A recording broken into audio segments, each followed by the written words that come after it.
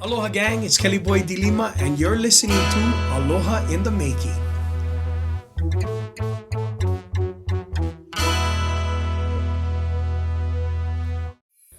Tell us how the band started transitioning into a family affair.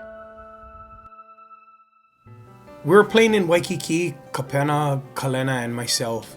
And we were playing at the different hotels. And on the weekends, we were playing with Tivaine and Temoni. And at some point, Tivaine's daughter, Melenaite, got very sick. And he had to go to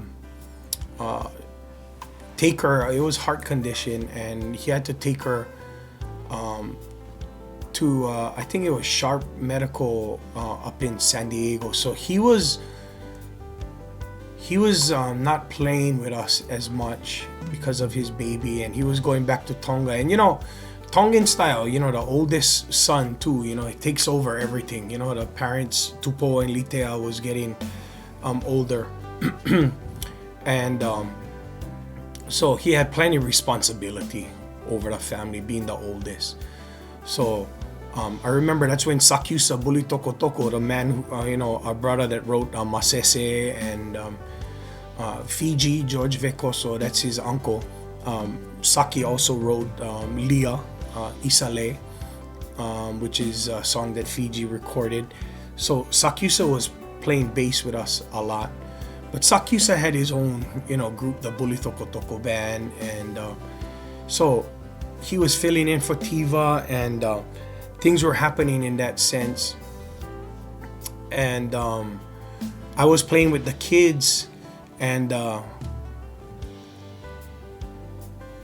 it was at that point where Kapena was playing full time too with the group. So Kalena was kind of coming along on her keyboards too, and however, my son Kapena at that time also decided that he wanted to go away to college and become a recording engineer. So we're looking at a couple of them. One was a school called Full Sail, which was more in Florida, and then there was another one called Expressions that was in San Francisco.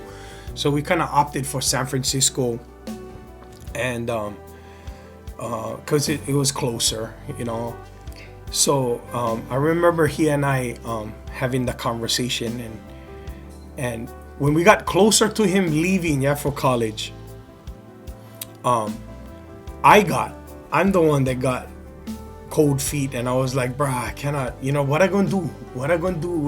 My bass player is gone. We play all of these hotels. This is how we provide for it. This is how we gonna pay for you to go to college, son. I think you should stay home.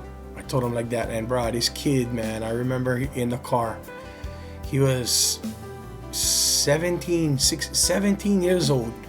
He was he went to college really early, like 17, 18. He was right in there. So he was about 17, and I remember him crying and looking at me, and he says, what, Dad, you talk to me so much about fate. Yeah. He said, why don't you practice what you preaching? Literally, that's what he told me in the car. And I looked at him and I said to myself, you know what? We talk to our children, you know what I mean? And we build them up, and we tell them, just have faith, kids. Just, if you want something in life, just have faith and go for it, And I remember him telling me that because I was faithless, And I looked at him and I apologized, and I said, okay, son, you go in college.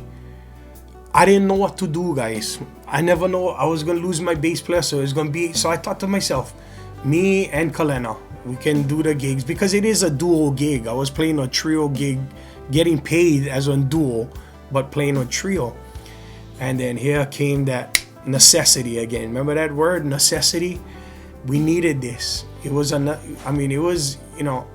we did things in our lives because of necessities. We had to, it was that chapter, that season. I like to use that word season because there's many of them, right? And then I said to myself, oh my goodness, Lilo had to be in like 11. She was the cutest little, you know what I mean? And the bass that she was playing was like 2 times bigger than her, you know? And I said, okay. I said, this is what we're going to do. And this is 3 months before Kapena leaves for college. I said, we're going to take Lilo into Waikiki with us. So guys, all these gigs was getting paid for duos. Now we was a 4-piece. One 4-piece band playing in Waikiki. At that time, I was taking Kapena to Jerry Bird. He was taking steel guitar lessons from Jerry. And so I said, okay, Kapena, you gonna jump on steel guitar. I'm playing regular guitar. Lilo gonna play bass. Kalena on ukulele. And your job, Kapena, is to play steel in between for the pa'anis or whatever. And you yell the chords to your sister. And he said, okay, Dad. And so that's what we did. I remember the Moana, man. I think that was one of her first. We had the Moana Hotel, the Royal, all these different places. And Lilo is learning the bass. So I sat her down in the living room. I said, okay, Lilo, this is the box. Okay, this is where you, the kind. And mind you, that these guys is all piano players. So they knew notes and they knew how to play somewhat on the piano, you know. So I told Lilo, you know, we showed her the box and we worked with her and we was doing all kind, you know, songs. And I think it was Catching a Wave was one of the first songs that, you know, Steve and Teresa's Catching a Wave. And Lilo was doing pretty, you know what I mean, pretty good. She was, you know what I mean, she got them, you know what I mean. She just needed, you know, to be yelled out the chords. So I remember doing that for about 3 months, getting her ready. Yeah, necessity. We needed this, you know. And you know, Pena went away. I think it was when did he go? Like November, October, November. No, he left in October. And he left, and Lilo. It was me, Lilo, and Kalena, and we played all the hotels. Well, my son had to come back after like 1 month because my sister was getting married in November. And I remember pulling him out, you know, or telling him to come home just for the weekend so that he could go to Auntie Becky's. And he hadn't played with Lilo for like a couple of months already. And so he never heard Lilo. And bro, I'm telling you guys, bro, we play 5 nights a week. So the kind of practice that she's getting and what she's doing, you know, with the, you know, with us and learning, I mean, it's like, you know what I mean? Super like extra, you know what I mean? Every night, you know, you're not only practicing, but you playing live, you know, and all these different songs. I mean, we played 3 hours. Some gigs we played 4 hours a night, you know, and she was just getting, you know what I mean? She was just getting into it. I mean, getting really good. And she was like 12 years old. Oh, she had made 13, I think, when Pena came back because her birthday is in November. So Kapena came back, and it was my sister's wedding, and I never forget this. I mean, like, that's the first time that I saw my 3 kids. So Lilo played bass. Pena took my dad's guitar that my dad had, that I used to listen to my dad play. He took that to college, so he was dabbling with the guitar. He normally used to only play bass and then play piano with the group. But he took the guitar with a kind, and this bugger started getting good on the guitar too. So he came home and he jumped up. I think my brother, I don't know, somebody had the kind. Anyway, my 3 kids got up on stage, and oh my gosh, he looked at his sister Lilo, and he almost fell down too. He was like, "Wow, Lilo, what the heck happened to you? The last time I left you, I was yelling notes out to you, and now you jamming with us." And I tell you, I cried listening to them, and 3-part harmony they were singing, and I was like, oh my gosh, what is this? You know, what's going on? You know, and you know, it was the beginning of something pretty awesome, you know. But you know, again, during those times, you know that, you know, like I said, yeah, we try to, you know, we overcome things. You know, you overcome the drugs, you overcome all kind of things in your life, and then basically during these years, yeah, I became really controlling. I had this different spirit, like I was one control freak, you know. When I could see the potential of what these kids could do and stuff like that, man, I became like this during these times of them training them and raising them up and teaching them. I became like this, this general from, you know what I mean, I don't know where, you know what I mean, like I was like so critical, and I was like really, I was hard on them because I could see the potential, and I was trying to, you know what I mean, create this band, and I could see the future. Like I could see that this was going to be my next Kapena, and I could see that one day I'm going to be playing. I could see it in my kind, but it got, I don't know how to explain it, I got obsessed, you know what I mean, with making sure that these guys, you know what I mean, be the best that they could be, to the point where I would, you know what I mean, I would hit, I would yell, you know what I mean, and you can do that maybe, you know what I mean, when they're kids and stuff like that, pull that kind of stuff, but sooner or later they started growing up, and it wasn't going over that well, and I remember the times we're going through that, and then to add to that, Tiva left the group, and Timo moved back to Tonga. So there was all kinds of Pena was away in college, so Kalena became the keyboard player for the group Kapena. We're still doing our Waikiki gigs, Lilo, Kalena, and I, but Lilo wasn't playing bass with us. We had Kainoa Dello, I had Eddie Teo playing on drums, which Eddie was with the original Kapena. Brother Elton McCaig was with Kapena also. He was one of the founders, with us back in the day. Clyde Kaimana, oh man, all kinds of, forgive me if I miss some of the guys, but this was a season that I was trying to keep the band together, keep the, Kapena together. It was kind of tough because, it's not like the original members. Where's Tiva and Timo, And everybody, asked me, oh, what happened? Did you guys break up? Did Kapena, it was never a breakup, It's just everybody went their own, their own kind of way. And I was playing with my kids in Waikiki too, and all of these things was happening. And anyway,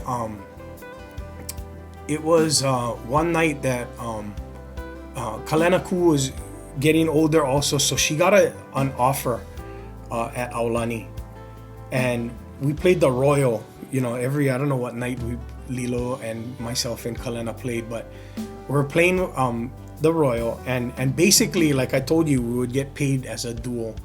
So Kalena gets this job as the lead singer for Aulani right when Aulani opens up, and she says, I got this job. And I think, secretly inside, Kalena couldn't wait, bro, to like say, bro, I'm out of here, I don't want to do this, these Waikiki gigs anymore, and I want to go make, make my own money. And I encourage that, I encourage that they go out, and if you can go, go out there and get that experience. And she did, so she went. And I remember the first night, Lilo and I so I told my manager, I said, hey, we're going back to one duo, yeah? And he goes, well, that's what you're getting paid for, so that's fine.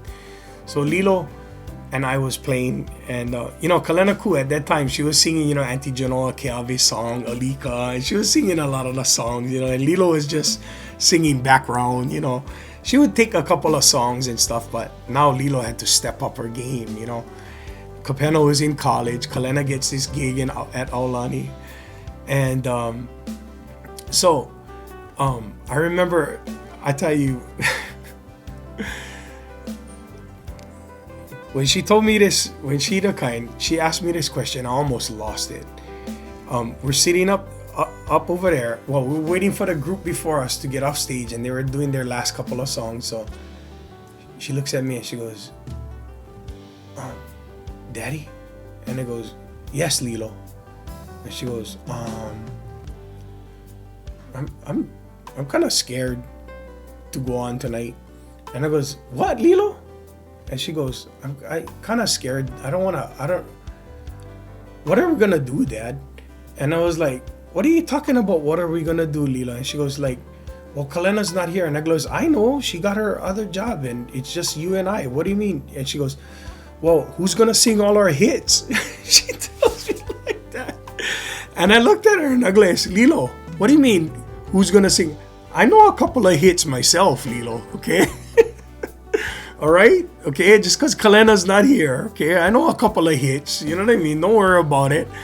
And that was it, you know what I mean? That was like freedom for Lilo. I mean, like when she started figuring out, like, brah, you know what I mean? Any kind of combination we could do. We could do the full band, duo, you know what I mean? I mean, we could do, trio, we could do, you know, and it kind of, you know what I mean? That necessity that I was talking about, it kind of, you know, freed everybody up. Kalena became one stronger vocalist, one stronger person in her own right. And Lilo, that gave her confidence that, hey, shucks, I'm Lilo, you know what I mean? I'm me, you know? Kalena, as a child, and Lilo, you know, Lilo always looked up to Kalena, you know, and it was like, man, I like be like my sister. But I think this music and everything that they've done and experienced in the music life built up their own character for them to be like adults now. And Lilo doesn't want to be Kalena. You know, Kalena doesn't want to be Lilo, nor does Kapena want to be any. Everybody kind of stands on their own merit today, and they have their own accomplishments that they've done individually, you know, that I'm so proud of. And when Kapena came back from college, that's when the missing piece of the puzzle came back. And you know, that's when Eddie moved on. You know, he got married and he got boys and he started working construction and, you know, providing for his family, and the music business really wasn't, you know what I mean, something that he wanted to continue on with. And Kainoa moved on to another band, and it was kind of like that timing, you know what I mean, where Lilo went from Waikiki to the head bass player of the group Kapena. And this was the first time that I think that the people of Hawaii, you know, because they see me for years trying to piecemeal it together. I you know, in my mind, it was just to try and keep Kapena together, you know, because, you know, like there was this, I could see like the, you know what I mean, like the prize, you know what I mean, at the end of this, you know what I mean, this road that I was going down. I can see it. And, you know, it started happening, you know what I mean. Kapena came back home and I said, son, Kapena jumped on drums. Kalena became the lead keyboard player, lead vocalist. Lilo was smashing on the bass already. You know what I mean? I mean, these kids grew up on the Waikiki Shell stage, literally, you know what I mean? Listening to the original Kapena. They knew every single thing that there was to know about this group, inside and out, because they was born and bred into it, you know? And I look at all of our kids. You got Dustin, who is Timo's son. He's doing great things. Kid is such a great guitar player and vocalist. And then you look at Tivani's son, Josh Tatofi, doing unbelievable things. And that's all out of this little group Kapena. I mean, what it produced, you know what I mean? And then, you know, my kids doing their thing. And, you know, it was just something that, I mean, me, Tiva, and Timo, you know, when we were kids in Kimi Intermediate, bro, just trying to play at one of them, you know, the happening clubs in Waikiki, you know what I mean? And just, I mean, we would do anything to get on stage, us three guys, you know what I mean? To see it come to where it is today was just amazing, you know? But it wasn't without a lot of struggle. It wasn't without a lot of hard work. You know, I mean, you know something, so many people come up to me and they goes, wow, like my kid just like yours, bro, because that's so awesome. It looks so good. It looks good. But you know something, it had its struggles too. We had our struggles, we had our fights, we had, you know what I mean? I mean, when it's your family, even more worse. Because you think you can talk to them any way that you like. You know, that control freak Kelly boy, you know? And bro, I hurt, you know what I mean? I mean, these poor kids, you know what I mean? they all talented and stuff like that, but there's a part of their life that, man, I killed their spirit, I think, a lot of times, you know, with the way that I brought them up, you know. But you know, they still, I always tell them, bro, you guys still living, you guys still breathing, you know what I mean? you know, I never had one book for teach anybody. I didn't, you know what I mean, no one guide, you know what I mean, to how to raise children or train them up. And bro, you talking to one guy, G, first G, second G, I don't know no music, but I got one ear, and I don't think you playing the right chord. So try and figure it out. I cannot tell you, but I just can hear that it's probably not the right chord. That kind of stuff, you know what I mean? It's just like, you know what I mean? But today, these guys are well equipped. I'm a fan. I mean, I taught my daughter how to play bass, and I was the bass player in church, and now I can't even touch the bass because I cannot even, you know what I mean? I could never ever play one bass the way Lilo plays, or play the keyboards like how Kapenas plays so beautifully, or sings, or. And then my son, that's another story. That guy plays every single instrument. I mean, like, this guy has been, is, you know what I mean? If I can just brag about him, you know, he's been nominated for Grammys and won Hokus. I mean, you know, left and right, you know, for all these different bands, and creates all of this music. And, you know, that's what came out of all of this, came out of all of the work and all of the, you know, the hills and the valleys, as I say, you know. And today, you know, I'm a dad that, you know, and you know what, that's why sometimes you gotta watch out, you know, how you are, because today, you know, when I play the wrong chords like that, you know, kind of scoldings that I used to give them, bro, they look at me and they go, bro, Dad, that's the wrong chord, bro. You know what I mean? So, bro, we'll go and turn back around and right hook me in the head. You know what I mean? You know, kind of, now my kids tell me, whoa, brother, you playing the wrong chord, Dad. You know, and you know, that's what I get. That's what I get. You know what I mean? I should have been a little bit more nicer, but you know, all is good. And you know what? I tell you, the best, yeah, the best is yet to come.